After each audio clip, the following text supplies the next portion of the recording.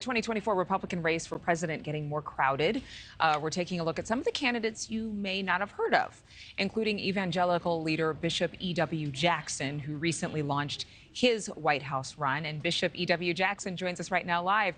You know, I have to say, I saw an article that argued that it wasn't you saying it, somebody else defending you, hadn't received much media attention. So I thought, let's talk to the producers and have you on.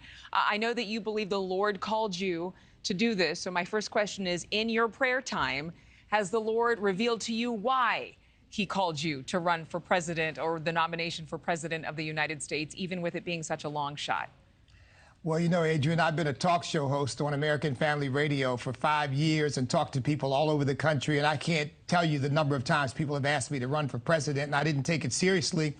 But finally, I really believe God began to touch my heart. My love for this country, my desire to see things change, compelled me to jump into the race to be a part of the discussion. And yeah, look, I believe that that's the fundamental issue, too, that we've got to come back to the God that gave us this country. Our founding father says our rights and liberties don't come from man, they come from our Creator. I think that's the foundation of this nation, and that's the foundation that we have to build on if we're going to have a secure future. You're not the only pastor in the running or a man of faith in the running. Ryan Binkley, a non-denominational pastor out of Dallas, is also there. Do you think that there is room for someone who has faith as such a central part of their life and platform to speak to all Americans, especially at such a divisive time? Well, remember that this country wouldn't exist had it not been for pastors in the pulpit. John Adams said that during the Revolutionary period, the pulpits thundered for the cause of freedom.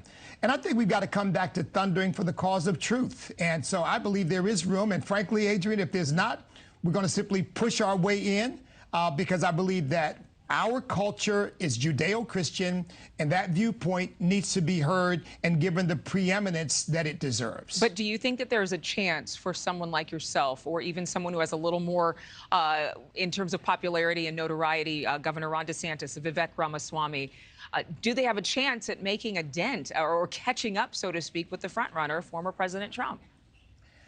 Well, look, you asked me about my calling to do this. And, you know, faithfulness is fruitfulness. I believe that you do what you believe you're supposed to do, and you leave the rest in God's hands. So, yeah, with men, things are impossible. So in the natural, it may seem like it's completely out of the question.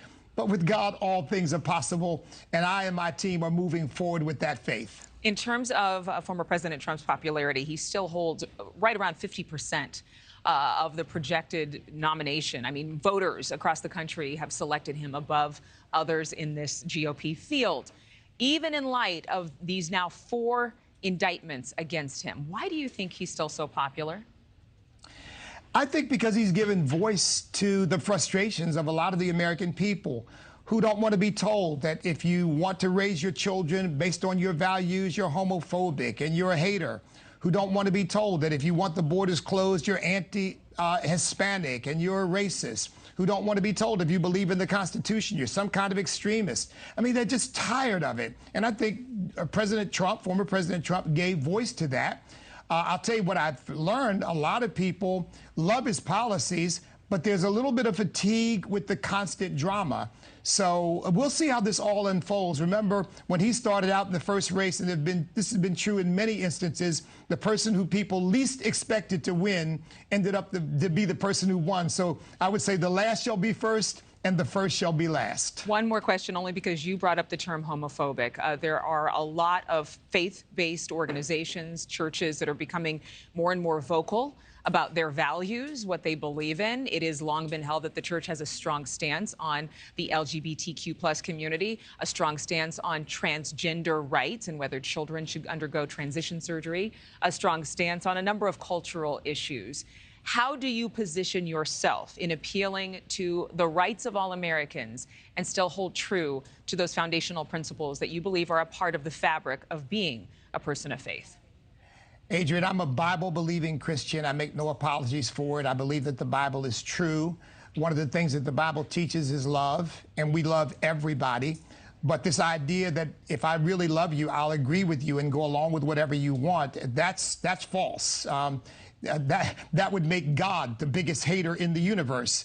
Obviously, we got to stand up for what we believe is true and right. And remember, politics is always about the competition of whose values are going to prevail, are going to be reflected in our legal and political system.